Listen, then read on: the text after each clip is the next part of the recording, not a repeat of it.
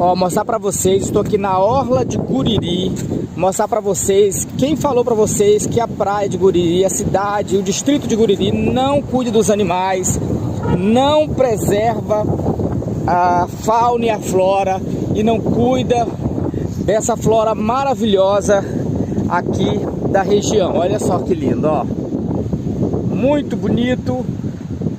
Conheça nossa Restinga. Isso é um projeto aqui de Guriri. Olha que coisa mais linda, gente.